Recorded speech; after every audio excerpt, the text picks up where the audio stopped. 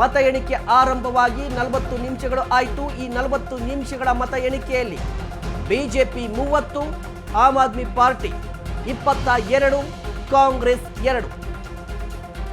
54 ವಿಧಾನಸಭಾ ಕ್ಷೇತ್ರಗಳ ಮತ ಎಣಿಕೆ ಆರಂಭವಾಗಿದೆ. ಬಿಜೆಪಿಯ ಕಪಿಲ್ ಮಿಶ್ರಾಗೆ ಲೀಡ್ ಬರ್ತಾ ಇರುವಂತದ್ದು. ಕಪಿಲ್ ಮಿಶ್ರಾ ಮುನ್ನಡೆಯನ್ನ ಸಾಧಿಸ್ತಾ ಇದ್ದಾರೆ. ಬಿಜೆಪಿಯ ಕಪಿಲ್ ಮಿಶ್ರಾ ಕರಾವಲ್ ನಗರದಲ್ಲಿ ಕಪಿಲ್ ಮಿಶ್ರಾಗೆ ಮುನ್ನಡೆ. ಆಮ್ ಆದ್ಮಿ ಪಾರ್ಟಿ ಮತ್ತೆ ಹಿನ್ನಡೆಯನ್ನ ಸಾಧಿಸ್ತಾ ಇದೆ. ಕಪಿಲ್ ಮಿಶ್ರಾ ಸ್ಥಳೀಯವಾಗಿ ಬಿಜೆಪಿಯ ಸ್ಥಳೀಯವಾಗಿ ತಮ್ಮದೇ ಆದಂತಹ ಪ್ರಭಾವವನ್ನು ಹೊಂದಿರುವಂತಹ ಲೀಡರ್, ಜೊತೆಗೆ ಕರಾವಲ್ ವಿಧಾನಸಭಾ ಕ್ಷೇತ್ರದಲ್ಲಿ ಪದೇ ಪದೇ ಸ್ಪರ್ಧೆ ಮಾಡಿ ತಮ್ಮದೇ ಆದಂತಹ ವರ್ಚಸ್ಸನ್ನ ಹೊಂದಿದ್ದಾರೆ. ಈಗ ಟಕ್ಕರನ್ನ ಕೊಡ್ತಾ ಇದ್ದಾರೆ. ದೆಹಲಿಯ ನಂಬರ್ 1 ನಲ್ಲಿ 31ಕ್ಕೆ ಏರಿಕೆಯಾಗಿದೆ ಬಿಜೆಪಿಯ ಸಂಖ್ಯೆ. ರಾಷ್ಟ್ರ ರಾಜಧಾನಿಯನ್ನ ಗೆಲ್ಲೋದ್ಯಾರು ಅಂತ ಹೇಳಿದ್ರೆ ಸದ್ಯಕ್ಕೆ 31 ಬಿಜೆಪಿ, ಎಎಪಿ 25.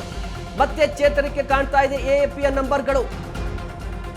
31 ಮ್ಯಾಜಿಕ್ ನಂಬರ್ 36 ಇರುವಂತದ್ದು. 31 ಬಿಜೆಪಿ ಈಗ ಸದ್ಯ ಲೀಡಿಂಗ್ ನಲ್ಲಿದೆ.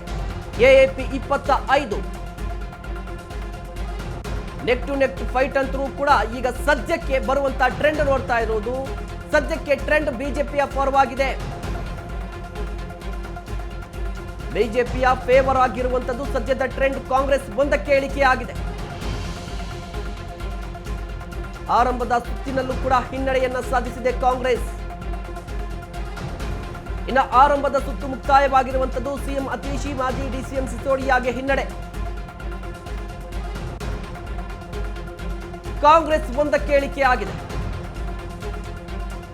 ಆರಂಭದ ಸುತ್ತಿನಿಂದಲೂ ಕೂಡ ಹಿನ್ನಡೆಯನ್ನ ಸಾಧಿಸ್ತಾ ಇದ್ದಾರೆ ಅತೀಶಿ, ಸಿಸೋಡಿಯಾ.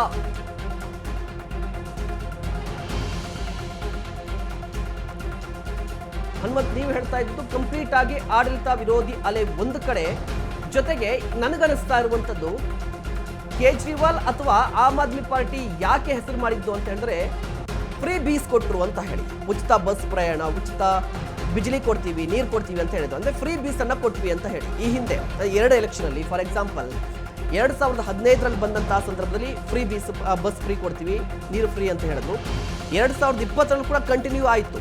ಅಂದ್ರೆ ಈ ಉಚಿತ ಅನ್ನೋದು ಕೇಜ್ರಿವಾಲ್ ಅಥವಾ ಆಮ್ ಆದ್ಮಿ ಪಕ್ಷಕ್ಕೆ ಒಂದು ರೀತಿಯಾಗಿ ಟ್ರಂಪ್ ಕಾರ್ಡ್ ಆಗಿತ್ತು. ಬಟ್ ಈ ಬಾರಿ ಬಿಜೆಪಿ ಕೂಡ ಫ್ರೀ ಕೊಡ್ತೀವಿ ಅಂತ ಹೇಳ್ತಾ ಇದೆ, ಕಾಂಗ್ರೆಸ್ ಕೂಡ ಫ್ರೀ ಕೊಡ್ತಾ ಇದೆ ಅಂತ ಹೇಳ್ತಿದೆ. ಈಗ ಮತದಾರ ಯೋಚನೆ ಮಾಡಿರಬಹುದಲ್ವಾ, ಈಗ ಇವ್ರು ಬಂದು ಕೂಡ ಫ್ರೀ ಕೊಡ್ತಾರಪ್ಪ, ವ್ಯತ್ಯಾಸ ಏನಿದೆ ಅಂತ. ಖಂಡಿತ ಇಲ್ಲಿ ಗ್ಯಾರಂಟಿಗಳು ಏನು ಗ್ಯಾರಂಟಿಗಳ ಘೋಷಣೆ ಇತ್ತು, 3 ಪಕ್ಷಗಳು ಮಾಡಿರುವಂಥದ್ದು. ಜನರ ಆ ಒಂದು ಚುನಾವಣಾ ಪ್ರಚಾರದ ಸಂದರ್ಭದಲ್ಲಿ ಜನರಿಗೆ ನಾವು ಈ ಅಧಿಕಾರಕ್ಕೆ ಬಂದರೆ ಈ ರೀತಿಯ ವ್ಯವಸ್ಥೆಗಳನ್ನು ಮಾಡ್ತೀವಿ, ಯೋಜನೆಗಳನ್ನು ಕೊಡ್ತೀವಿ ಅನ್ನುವಂಥದ್ದು ಸಹಜ. ಆದರೆ 3 ಪಕ್ಷಗಳು ಸೇಮ್ ಅದೇ ರೀತಿಯ ಒಂದೇ ಪ್ಯಾಟರ್ನ್ನ ಗ್ಯಾರಂಟಿಗಳಾಗಿರ್ಬೋದು ಅಥವಾ ಈ ರೀತಿಯ ಯೋಜನೆಗಳನ್ನು ಘೋಷಣೆ ಮಾಡಿದಂಥ ಸಂದರ್ಭದಲ್ಲಿ ಆ ಮತದಾರರಿಗೆ ಸ್ಪಷ್ಟವಾಗುತ್ತೆ ನಾವು ಯಾರನ್ನ ಆಯ್ಕೆ ಮಾಡಬೇಕು ಅಂತ. ಅಂದರೆ ಇಲ್ಲಿ ಗಮನಿಸಬೇಕಾದಂಥ ವಿಚಾರ ಏನಂತಂದು ಹೇಳಿದ್ರೆ, ಆಮ್ ಆದ್ಮಿಯ ಆಡಳಿತವನ್ನು ನಾವು ನೋಡಿದ್ದೀವಿ. ಸೊ ಆ ಆಡಳಿತವನ್ನು ನೋಡಿ ಕೂಡ ಇವರು ಗ್ಯಾರಂಟಿಗಳನ್ನು ಮುಂದುವರಿಸ್ತಾರೆ ಅಥವಾ ಉಚಿತ ಯೋಜನೆಗಳನ್ನು ಮುಂದುವರಿಸ್ತಾರೆ ಅನ್ನೋಂಥದ್ದಾದರೆ, ಸೇಮ್ ಟೈಮ್ ಬಿಜೆಪಿ ಕೂಡ ಉಚಿತ ಯೋಜನೆಗಳನ್ನು ಕೊಡುತ್ತೆ ಅನ್ನೋಂಥದ್ದಾದರೆ ಯಾಕೆ ಇದಕ್ಕೆ ಅವಕಾಶ ಕೊಡಬಾರ್ದು ಅನ್ನೋಂಥ ಒಂದಷ್ಟು ಮನಸ್ಥಿತಿ ಬರುತ್ತೆ. ನಾನು ಆಗ್ಲೇ ಹೇಳ್ತಾ ಇದ್ದೆ, ಇಲ್ಲಿ 3 ರೀತಿಯ ಮತದಾರರು ಇರ್ತಾರೆ. ಅಭ್ಯರ್ಥಿಗಳನ್ನು ನೋಡ್ತಾರೆ, ಪಕ್ಷವನ್ನು ನೋಡ್ತಾರೆ, ಜಾತಿಯನ್ನು ನೋಡ್ತಾರೆ. ಈ 3 ಸಮೀಕರಣದ ನಡುವೆ ಒಬ್ಬ ಅಭ್ಯರ್ಥಿ ಆಯ್ಕೆ ಆಗ್ತಿರುವಂಥ ಕಾರಣಕ್ಕಾಗಿಯೇ ಈಗ ಬಿಜೆಪಿಗೆ ಎಲ್ಲೊಂದು ಕಡೆಗೆ ಮುನ್ನಡೆಯನ್ನ ಸಾಧಿಸ್ತಾ ಇದೆ ಅಂತಂದು ಹೇಳಿದ್ರೆ ತಪ್ಪಾಗ್ಲಿಕ್ಕಿಲ್ಲ. ಯಾಕಂತ ಹೇಳಿದ್ರೆ 34 ನವದೆಹಲಿಯಲ್ಲಿ ಸತತವಾಗಿ ಹಿನ್ನಡೆಯನ್ನ ಸಾಧಿಸ್ತಾ ಇದ್ದಾರೆ ಅರವಿಂದ್ ಕೇಜ್ರಿವಾಲ್. ಹನುಮಂತ್, ಮುಖ್ಯವಾಗಿ ಅರವಿಂದ್ ಕೇಜ್ರಿವಾಲ್ಗೆ ಈ ಬಾರಿಯ ದೊಡ್ಡ ಸೆಟ್ಬ್ಯಾಕ್ ಜೈಲುವಾಸ ಅನ್ಬೋದಾ? ಖಂಡಿತ. ಯಾಕಂದ್ರೆ ಅರವಿಂದ್ ಕೇಜ್ರಿವಾಲ್ ಅಂತಂದು ಹೇಳಿದ್ರೆ ಆಮ್ ಆದ್ಮಿಯ ಬ್ರ್ಯಾಂಡ್.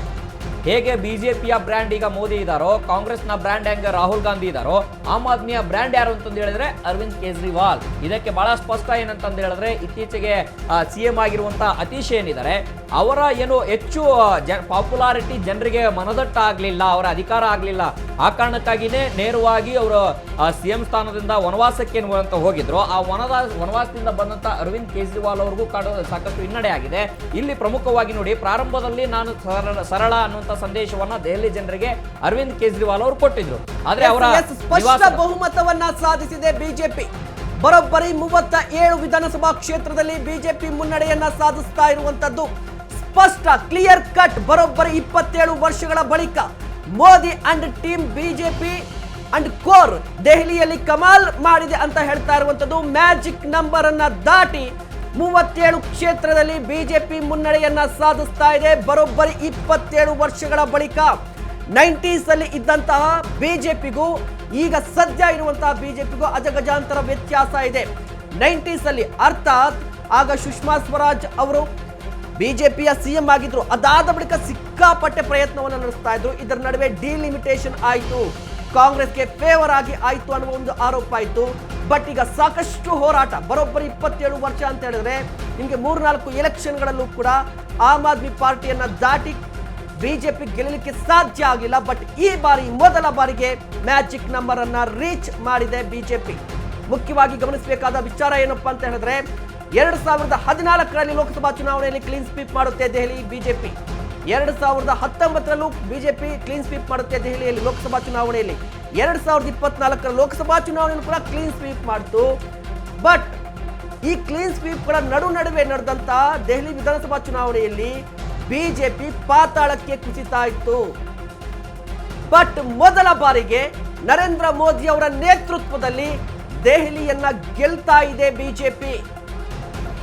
ನರೇಂದ್ರ ಮೋದಿ ಅವರು ಇಡೀ ದೇಶವನ್ನ ಗೆದ್ಕೊಂಡ್ ಬಂದ್ರು. ಹನುಮಂತ್ ಇಡೀ ದೇಶವನ್ನ ಗೆದ್ಕೊಂಡ್ ಬಂದ್ರು. ಬಟ್ ದೆಹಲಿಯನ್ನ ಗೆಲ್ಲಿಕ್ಕಾಗ್ಲಿಲ್ಲ ಅನ್ನುವ ಮಾತಿತ್ತು. ಬಟ್ ಈಗ ನೀಗ್ತಾ ಇದೆಯಾ ಮಾತು ಅಥವಾ ಕಂಪ್ಲೀಟ್ ಆಗಿ ಚೇಂಜ್ ಆಗ್ತಾ ಇದೆಯಾ ಅಂತ?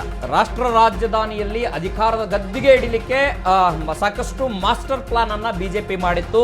ಸಂಘಟನಾತ್ಮಕ ಪ್ಲಾನ್ ಇಲ್ಲಿ ವರ್ಕೌಟ್ ಆದಂತೆ ಕಾಣಿಸುತ್ತೆ. ಯಾಕೆಂತಂದು ಹೇಳಿದ್ರೆ ನೀವು ಹೇಳ್ತಾ ಇದ್ರಿ, ಇಡೀ ದೇಶವನ್ನ ಗೆದ್ದಂತಹ ಪ್ರಧಾನಮಂತ್ರಿ ನರೇಂದ್ರ ಮೋದಿ ಅವರಿಗೆ 2 ಬಾರಿಯೂ ಕೂಡ ಸಾಕಷ್ಟು ಹಿನ್ನಡೆ ಆಗಿತ್ತು. ಕೇವಲ ಬೇರೆ ಬೇರೆ ಕ್ಷೇತ್ರಗಳಲ್ಲ, ಪಾರ್ಲಿಮೆಂಟಿನ ಅಂಚಿನಲ್ಲಿರುವಂತಹ, ಪಾರ್ಲಿಮೆಂಟ್ನ ಎದುರುಗಡೆ ಮೂಗಿನ ಕೆಳಗಡೆ ಇರುವಂತಹ ಕ್ಷೇತ್ರ ಒಂದು ರಾಜ್ಯ ಅಂತಂದು ಹೇಳಿದ್ರೆ ದೆಹಲಿ.